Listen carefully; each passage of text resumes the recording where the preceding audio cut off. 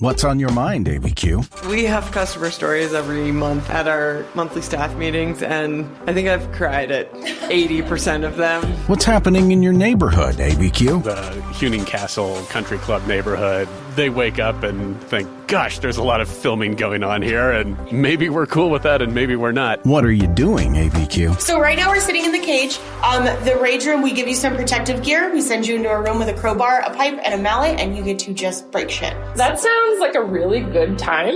What's on your plate, ABQ? I'm thinking back now, I always did want to start a burger joint, and this is a great room. I'm Ryan. And I'm Lindsay. And this is the What's Up ABQ podcast. Every week, join us for the people, the places, and the events you need to know about in Albuquerque. Find the What's Up ABQ podcast on your favorite podcatcher or go to whatsupabq.com. The Oracle Network. Look deeper.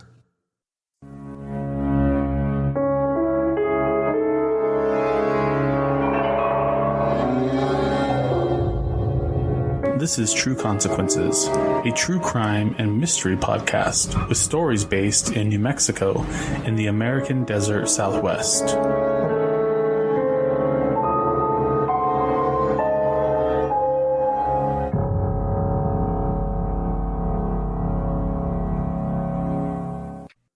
Today's promo is What's Up ABQ Podcast. Check them out. They're a lot of fun. Just a couple of quick announcements. I'm happy to announce that True Consequences is now part of the Oracle Network. Check out all the amazing shows on the network by going to theoraclenetwork.com. That's the Oracle, ORACL3, network.com. I'm doing weekly live streams on GetVokl.com every Thursday night at 8 Mountain, 10 Eastern.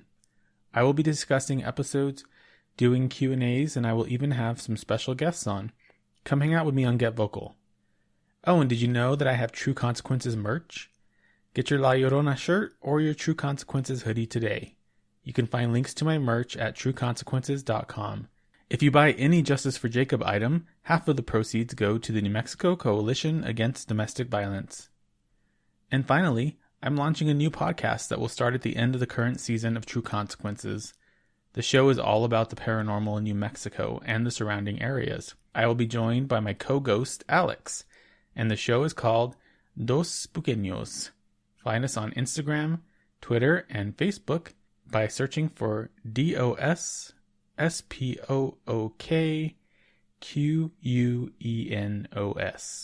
If you enjoyed listening to this show, please rate, subscribe, and review on your favorite podcatcher. True Consequences is listener supported. To support this show, go to patreon.com/trueconsequences. You'll get access to episodes early. You'll have ad-free episodes as well as other fun perks. You'll even get a free sticker from me. To keep up with all my updates, you can follow me on Facebook and Instagram at True Consequences Pod and on Twitter at TrueConsPod. This episode deals with issues that may not be suitable for all listeners.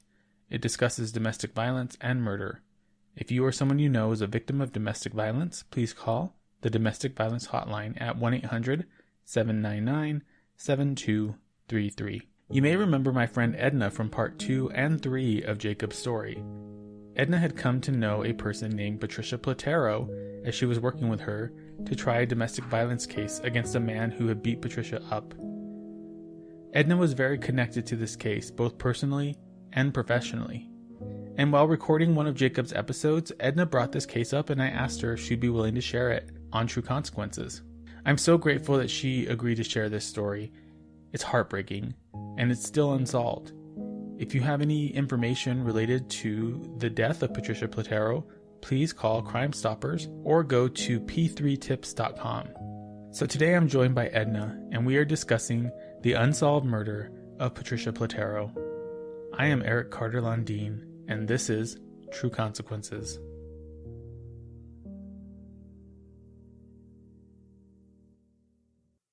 So I remember when we met that last time in my kitchen and we ate some yummy brunch. It was really good. You started talking about this case about your friend. Yes. And I really wanted to give you a chance to tell her story on the show. Because as far as I know, it's still not solved. Is that correct? That's correct. It's still an open case, even though it's gone cold. Mm-hmm. And so what that means is that the entire case file is with the homicide unit of the Albuquerque Police Department. And I actually requested a copy of the file, and I was not given permission to get it because it is still an open case. Wow. Mm-hmm. Well, I'm sure there's a lot of things that really probably can't be talked about and shouldn't be talked about because of that. So definitely I'll do my best. Definitely respect that. Yeah. Yeah. So let's go ahead and jump right in and let's start talking about your friend Patricia. Sorry, I was going to say, if you can just give me a little bit of information about who she was and what she meant to you. So Patricia Platero, she died in 2015. And I first came into contact with Patricia when I was prosecuting a boyfriend of hers who had beaten her quite badly within an inch of her life. Mm. And her case was typical in the sense that because she was Native American, there was a bias, I guess, against her from the police in the terms of the police expecting Patricia to participate in the prosecution of this guy. But importantly, that bias often starts from the moment that a crime is even committed against a Native woman. Mm-hmm. And the facts of that case were that she and her then boyfriend were at a park over on San Pedro and Trumbull, was in the southeast, and it was November, and he had beaten her unconscious and left her essentially for dead in the park. And she had gotten up and stumbled to the street and had fallen unconscious into the street. Mm. And a guy driving his vehicle actually almost ran her over, thinking that she was just garbage in the gutter. Oh my God. And stopped to move the trash out of the road and realized that it was a human being. And that guy, oddly enough, is married to a friend of mine, completely randomly. Wow. And it's really bizarre. And he is a dispatcher for the Kirtland Air Force Base Fire Department. So he called law enforcement. He called 911. He called law enforcement, and they came out. And initially, she was transported to UNMH with, I think she had a broken orbit bone and some other head injuries. And the initial responding officer, I don't recall having done anything really helpful to the case other than get her transported to the hospital. And later, the detective that was assigned to the case was this guy by the name of John Kelly, who was a wonderful cop. And he actually died of a heart attack on duty in March of 2015. Oh my gosh. So, yes. So, and he was only 35. And so there was a lot of weird connections with this case. So initially, I recall knowing that Patricia was transient.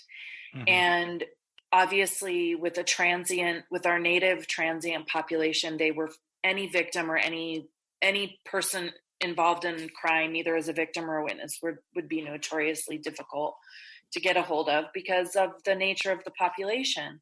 Sure. And the first thing that I noticed about Patricia is that she would call me once a week to keep in touch with me and say, "Hi, Edna, this is Patricia. What's going on with the case? I'm here, I'm there." And what I learned about her was that she is from Tahajali.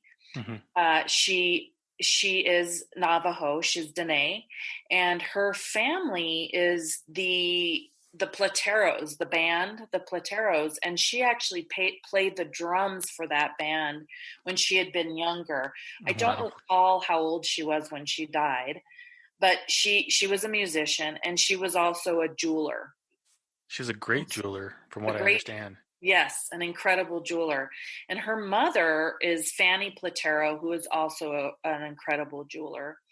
And so I learned that what Patricia would do is she would go to her workshop in Tahajale with her mother, where they had horses, and her little Chihuahua, who I believe's name was Chewy. She would make her jewelry for a couple of months or weeks typically, and then she would come to Albuquerque and she would sell her jewelry to the shops, the Palms, which is located at Lomas and 15th, and Sunwest Silver, which is located at Lomas and 4th, and I think Skip Mazel's, I'm not sure. So the jewelry buyers at both of those stores would give her either custom orders or based on requests from their population, their clientele, or Patricia and her mother would just make stuff. And Patricia specialized in cabochons, which are sort of a specific way of setting jewelry, setting stones in jewelry. And then she would buy a lot. She was an alcoholic, and she would buy alcohol, and she would sort of party in Albuquerque for, a couple of weeks, maybe a month or two, spend all the money she had earned, and then she would go back to Tahajale. And so sometimes she would call me from Tahajale, sometimes she would call me from Albuquerque, sometimes she would call me intoxicated, sometimes she would not be intoxicated, sometimes she would come to the office with her dog Chewy, and she became a beacon for me in my prosecution because she was so adamant about this guy being held accountable. And additionally, she was a witness in another domestic violence case and a victim in another domestic violence case where she had witnessed a guy beat up his girlfriend quite badly. And when Patricia came to his aid, he attacked her with a shovel. Oh my God. Yeah. So Patricia had a lot of violence in her life, but she was very adamant that both of these guys be prosecuted. And oddly enough, the other case also involved Detective John Kelly. So in March, when Detective John Kelly died, those two cases became less prosecutable, if you will, because when you lose a witness, that's never good. And obviously I was very concerned about losing those cases because both of the cases were brutal and involved Native women, which was always something that I felt like you can't just think, oh, it's just another drunk Native and to hell with them. Everybody deserves justice. So nobody deserves to be treated that way, and nobody deserves to be beaten up like that. Right. So. And nobody deserves to be dismissed just because they're transient or have alcohol issues or because whatever. Of their race. Right, because of their race. And so Patricia was really a beacon for me on both of these cases because she was so consistent in checking in with me, and she was so delightful every time I talked to her. And I honestly don't recall the nature of those conversations, and they were always relatively brief, but they were consistent. And I had a victim advocate whose name was Letitia, and Patricia would also check in all the time with Letitia separately from checking in with me. So there were these sort of layers of Patricia checking in. And so the last time I spoke with her was April of 2015. And one day in June 2015, I get a call from our front desk people at the district attorney's office here in Albuquerque. who tell me that a woman by the name of Fanny Platero is in the lobby and is unconsolable. And that she's saying that needs to talk to me. And I didn't frequently, if that happened, I would come down just to kind of see. Her name didn't ring a bell with me. I didn't know that she was Patricia's mother. So I went downstairs and she was crying, which for a Dene woman was very shocking. And obviously something was wrong, right? Something was very wrong. Right. And she begged me to tell her the last time I had talked to Patricia. And I said, well, now that you bring it up, it's been a while. And so I looked in our computer system and I saw that the last time I had spoken with her was early April. And her mom had Patricia's dog, Chewy, with her.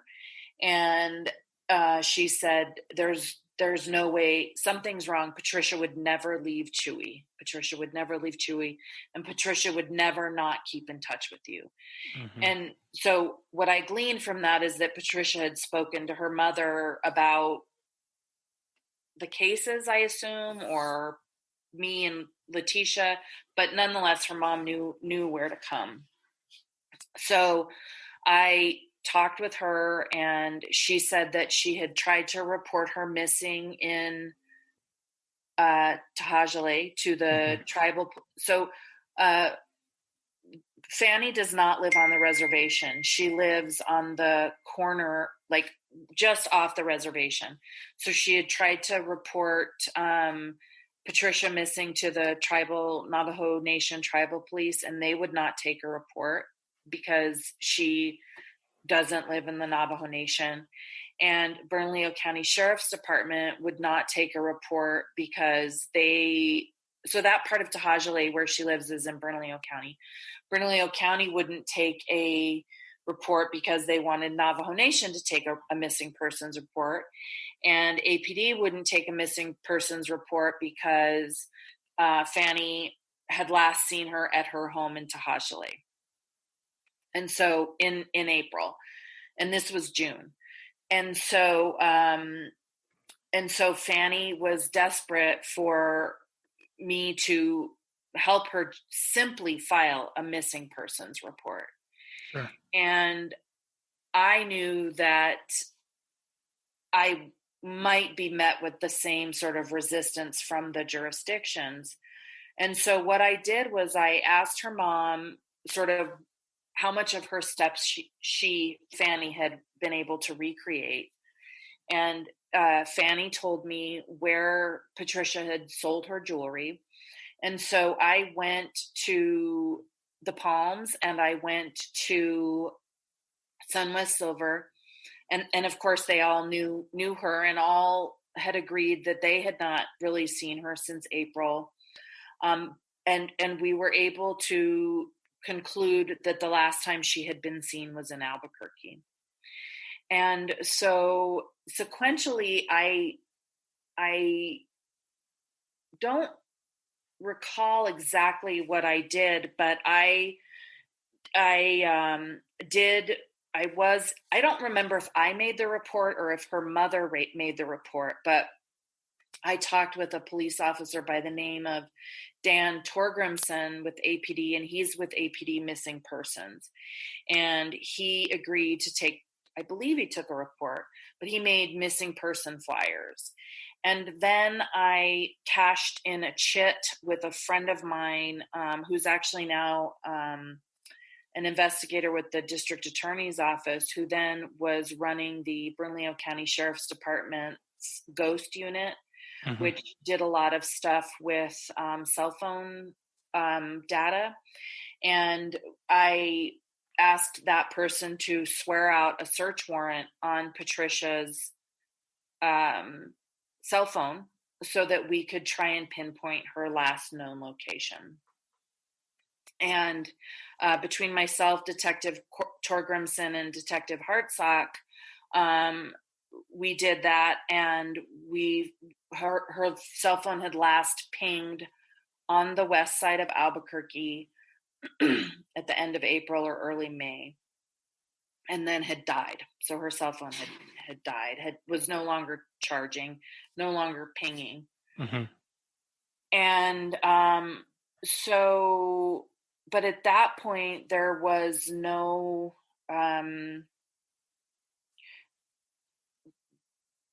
there was nothing other than my hunch and Fanny's hunch that something was horribly wrong. Right. And I had managed to get these police officers to take her being missing seriously because I had had such good contact with her, and I had been able to show them the frequency of contact. And I think, I don't remember super specifically, but I think that actually Detective Torgrimson or maybe Detective Hartsock went out to the area where her cell phone had last pinged, and it was sort of like a homeless camp. Mm. And now that I'm thinking back, I think it might have been down by the river and not on the west side. But nonetheless, there was really nothing else they could do. So they did these flyers. They posted the flyers around, and that was kind of it. That was it. And Fanny would call me and Letitia in tears, which was really uncommon. And she would tell us these incredible stories about Patricia and, and really wonderful stories too about how Patricia had this mare. I have this crazy cat who's going to start meowing here in a second. And it's going to sound like somebody's dying. She's not dying. She's just old and senile. So sorry. That's okay. But Patricia had a mare, a female horse in Tahajale that she really loved. And the mare had a baby. And Letitia, my victim advocate, fostered Chewy for a little while because Fanny was just too distraught to be with the dog. And I had also been in touch a little bit with Patricia's brother, who was a guy by the name of Murphy Platero. Mm-hmm. And I don't recall what he does, but he had been in the Plateros as well, in the band. And I would just sort of hear these stories through anguish about Patricia. And so a lot of my love for Patricia came after she went missing. Sure. I recall that she was a jeweler, but I had never really inquired with Patricia about that or thought about it until I started talking to the buyers at the Palms and at Sunwest Silver, who said she's a really well-known jeweler. And I believe that her grandmother is Minnie Platero, who's also an incredible jeweler. So it's like a generational trade. That's really beautiful. Yes. And it's really interesting because her father, whose name I think is Charlie Platero, is I'm not sure if he's still alive or not, was a Pentecostal church revivalist who would travel the Navajo Nation in a tent and do church revivals with the musicians, which was sort of how they got their start. And so her family, she was raised Pentecostal, which what I know of Pentecostals and what I know of Dene people, I don't understand how those two things jive, but she just had this really rich history and was very tied to being Dene. And obviously I think everyone would say, well, where was the boyfriend that you were prosecuting in all of this? And where was the other guy that she was victimized by? Where was he? Well, both of those guys were in jail. And I actually ordered their jail phone calls and provided them to law enforcement. And so we waited, and we knew that she was dead, because I knew that I wouldn't have gone without hearing from her, and her mother knew somehow. Yeah. Her mother was, I don't want to say superstitious because that diminishes her spiritual. Intuitive, maybe? Intuitive. And so she would call me every couple of days and just weep. Yeah. And that was really hard. And she, though, was grateful that I believed her, or that I was going to help her do something, even though, at that point there wasn't anything to be done. So, so July rolls around, and I was in Colorado with my family, with my then husband, and where I have a cabin in Colorado, and it's completely remote. There's no cell phone service or anything. And we were leaving the cabin to come down, and I got a phone call from a friend of mine in homicide. And he told me they had found her body, buried on the west side. I read that it was that they found her under bricks, under some rubble. Mm-hmm. So the homicide. So obviously she was buried, so that made it suspicious, but she was very decomposed, and so they were not able to determine initially a cause of death. And where she was found either was or had been part of a sort of a homeless camp.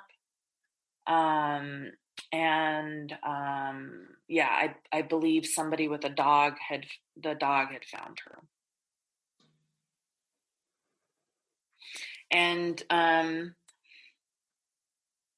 And so it was devastating because, she had been there a while. Yeah. And I don't know that she had been there for, all of May and all of June, or I'm not familiar with the autopsy report. I've never read it. But that was a great source of pain for her mother.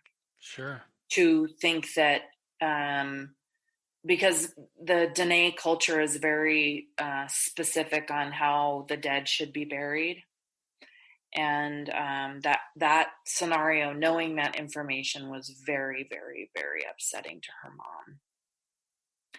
And then with autopsy, when there's just bones, there's not a lot to autopsy in terms of the way that we think of, a body being cut into, and without, a hole in the skull or some a fracture in the neck or something. Yeah, something very clear on the bones.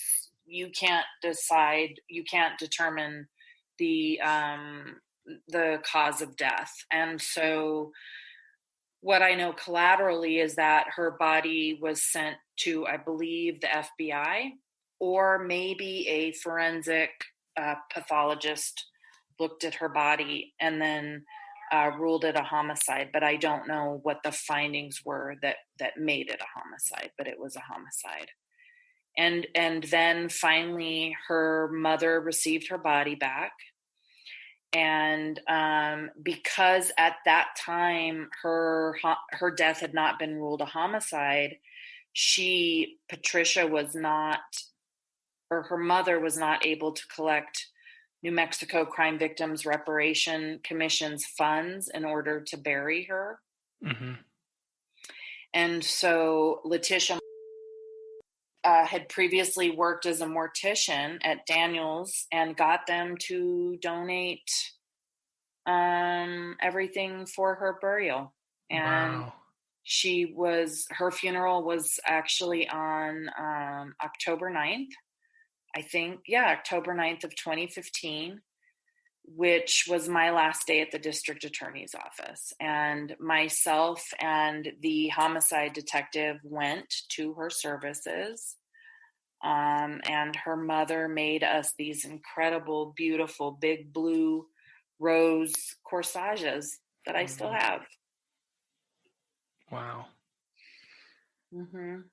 So I have a couple of follow-up questions. Mm-hmm. One of the things that struck me when you were telling this was the fact that the county sheriff's office was not willing to help. That doesn't really make a lot of sense to me. I mean, I don't understand the workings of law enforcement because I'm not in it, but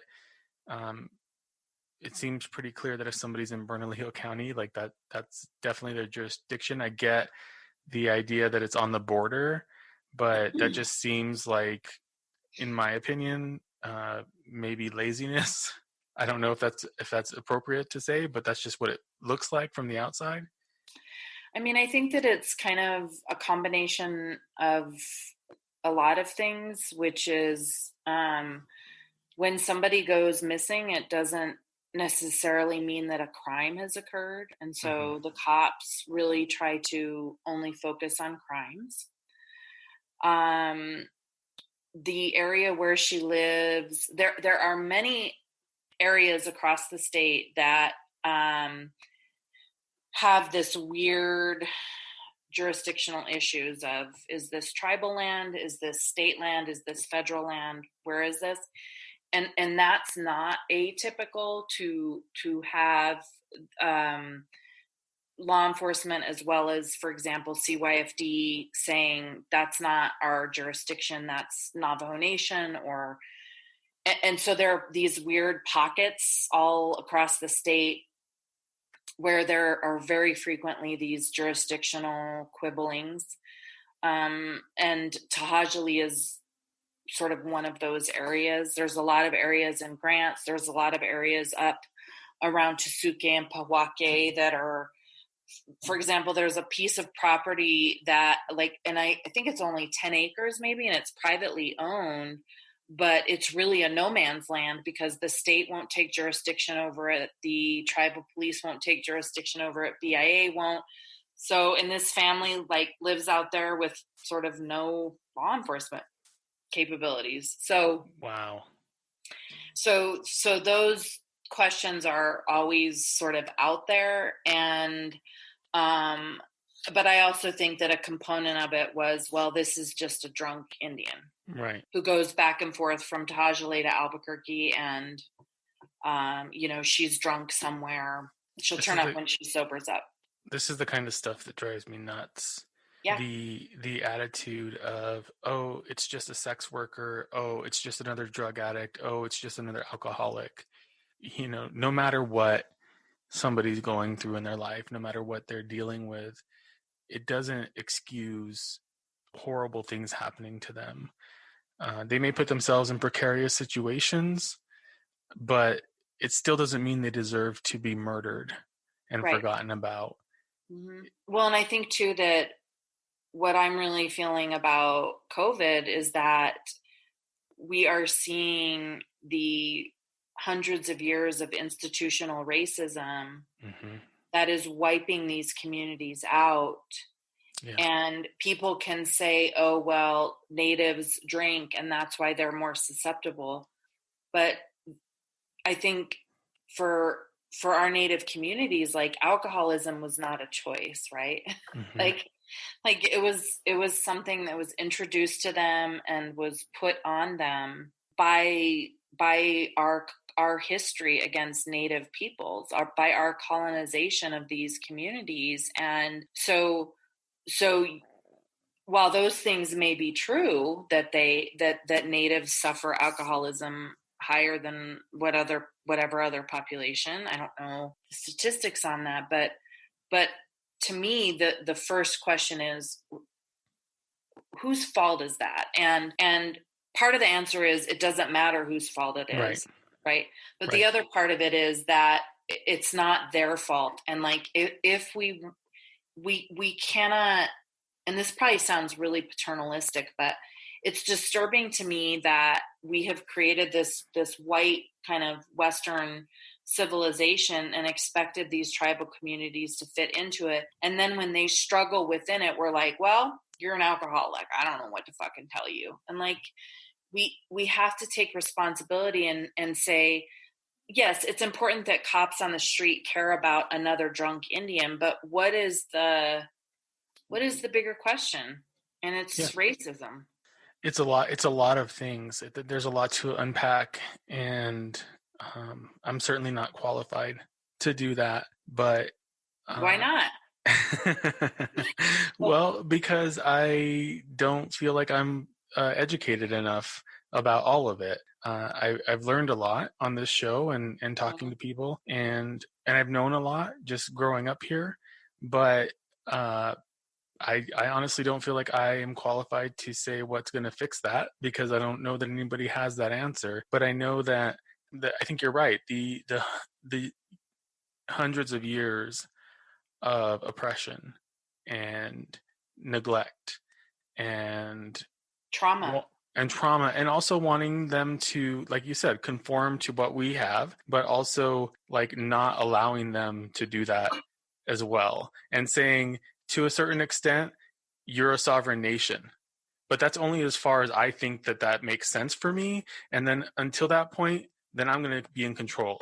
And that whole thing is completely backwards and crazy. You know, I really want my listeners to humanize every victim of crime, because everybody deserves to be able to live their lives without that, you know, without people harming them.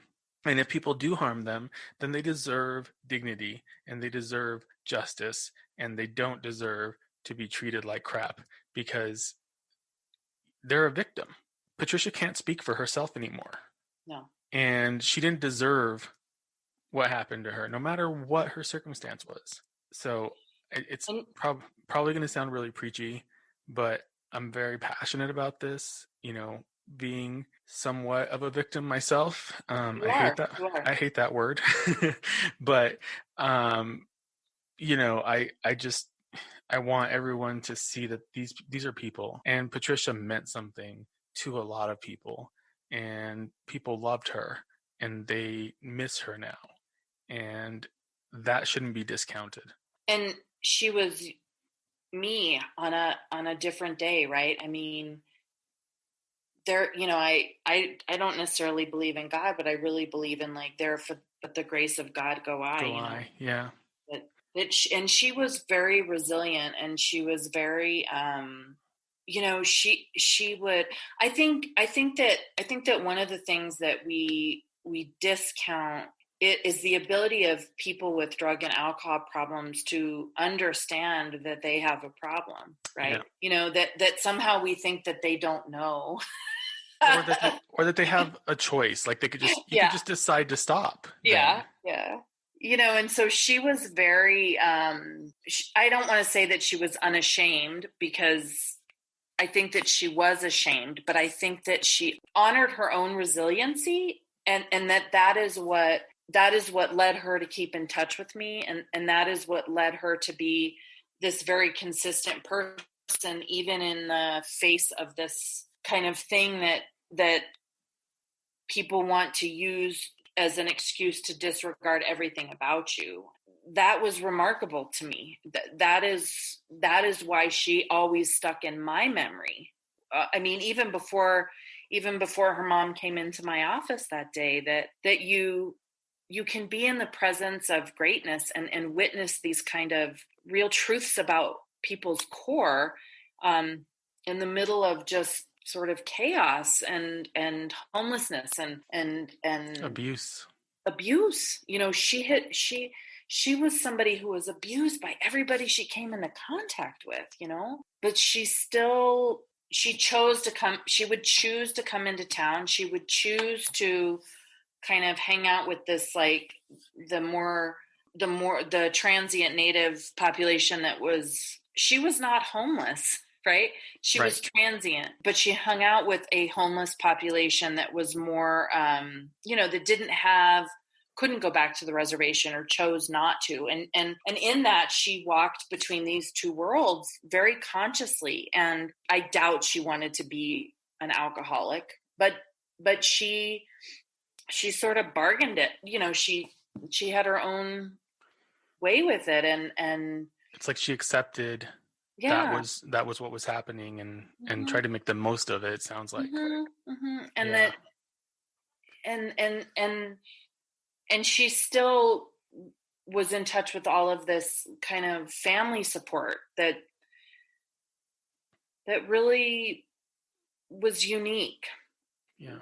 That told me that she sort of loved herself more than a lot of the other victims that I come into contact with who have completely eschewed all of those connections, that she was always trying to find that connection within herself and that righteousness of standing up for herself and she would say to me, like, I know people think I'm just a drunk Indian because she and I would talk. I remember one time she and I talked about after John Kelly died. See, I'm remembering all this stuff. After John Kelly died, she had called me because she had heard that he had died on the news or something. Mm-hmm. And she called me and said, he was the only one that was nice to me. Everybody thinks I'm just a drunk Indian, and it was such a poignant, because people think that the people they judge don't know what they're judging, Right. Like, it's like, I know you think I'm fat. It's okay if you say you're fat. Like, I know that I'm fat. And she was so grateful that he had taken her seriously, and that then in turn that Letitia and I had taken her seriously, and that we didn't care. Yeah. And that in spite of what a weird case it was, because factually it was kind of run of the mill, but my connections to the case, because I got the copy of the 911 tape, which was this guy calling the cops. And I was like, holy shit, that's my friend's husband. And that never, that's weird. Anonymous 911 callers, you never find them. So I just remember Patricia thinking that it was very, very synchronous that I knew the 911. I mean, it was just, I don't know. Yeah, those are strange connections. Mm-hmm. And actually, the defense attorney on the case with her boyfriend really liked her too, because she had done a pretrial interview prior to her going missing. And in fact, we were set for trial in June before she died, or before her body was found. And his lawyer liked her so much that he was like, I want my guy to plea, even though we think she's dead. Wow. Yeah. And his guy was like, no, go fuck yourself, which made us think that the guy must be involved, but there was never anything to connect. You couldn't prove it. Yeah. So as it stands now, it's a cold case. It's unsolved, so it's not closed. Do you know anything about any potential theories, suspects, ideas, anything that you can share? I mean, not really. I mean, I know that the detective, I just talked to him about the case a couple of days ago, because like I said, I tried to get a copy of the case. I know that he knew, because when I found out she was missing,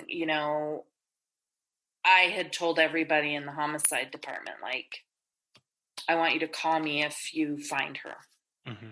And so he's the one who had called me. And so he knew how important she was to me. And he really beat the bushes. He went and he talked to the Palms. He talked to the buyers at SunWest Silver. He tracked down the last people that had been what we think was the last time she was seen alive.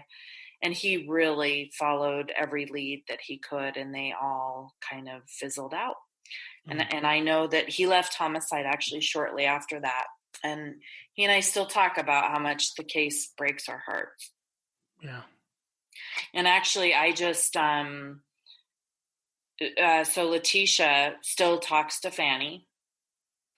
And I do not talk to Fanny because I feel heartbroken about it. And it's, I can't handle her pain.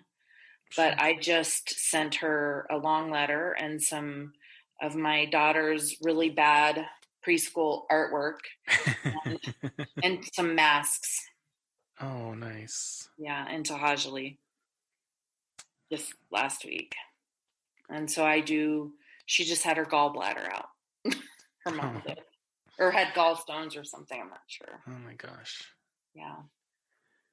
So I just, I'm just going to plea with my listeners right now that if you know anything, or if you saw anything, or if you have any rumors or ideas or anything, please go to Crime Stoppers. Go to the anonymous tip line online. You don't have to give any of your personal information to leave a tip about this case. It's a shame that she was treated with such disrespect and disregard for her life and for who she was as a person. Yeah, it really is. And it's heartbreaking that you sometimes learn more about people after they're gone. And for me, I have regretted that I didn't, I don't know, hold on to her more somehow, or give her resources, but she probably wouldn't have taken them. That's who she was. Yeah. Is there anything else you want to share about her, about the case, or? I just want to say that it doesn't matter who you are, where you come from, what you do that's good or bad. Everybody deserves to have closure, whatever that looks like, and that her mom really deserves to have a way of knowing what happened to her daughter. And I think that it's clear that Patricia suffered, and there's no taking away that reality. I'm moving because I have to plug my computer in. There's no taking away that knowledge that she suffered, but that to provide her mom with even more closure about, because I think part of it is that her mom wants to believe that her daughter had value by this person being prosecuted. Sure. Which is not unlike sort of what you're going through, I think. Yeah. I think it's what a lot of people in this situation are going through. As much as you don't want to admit that you need that validation, you do. Yeah. I thought about that after our conversation. Mm-hmm. When you asked me about that, and I got a little offended with you at that moment, but you know what? I do want that. And I think that Patricia's family deserves that. And it's the least that could happen for them. Yeah, I mean, it is the least. And I think the good news is that her death was eventually ruled a homicide. I don't remember the findings, but there was enough evidence in her body, on her, wherever, however they did that, to rule it a homicide definitively, which is very, it draws a line in the sand. And I think that, APD homicide is struggling right now. I think everybody's struggling right now with COVID. But I I do know that the case agent, the detective, I know that he cares very, very deeply about it. And I know that the cold case detectives do too. And I know that in her death will be taken seriously. And to the extent that if they can find somebody, I think that they would prosecute him. But again, you found, there's somebody that could be prosecuted. We know who it is. Yeah. Yeah.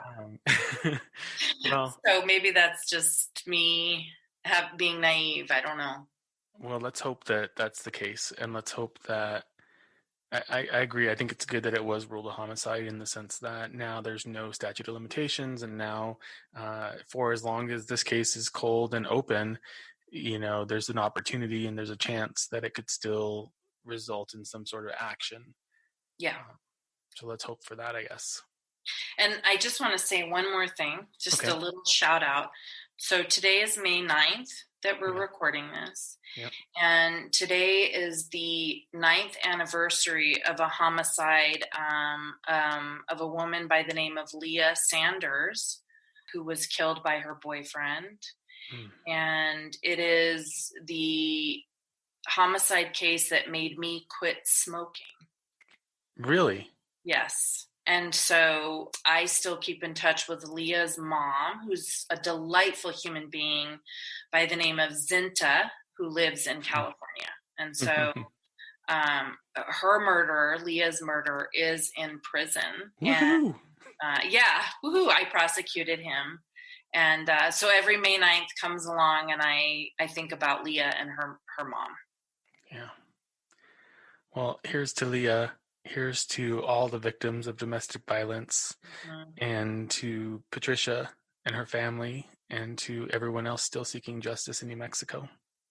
Thank you. And Eric, really, truly, you have been such a gift in my life, and you've really clarified a lot of things for me about who I am and who I want to be and what I want my life to be going forward. And I just feel so blessed, and I just feel so excited about your show and about what you're doing and the format and just everything about you. So I love Lydia, but I really, really love you.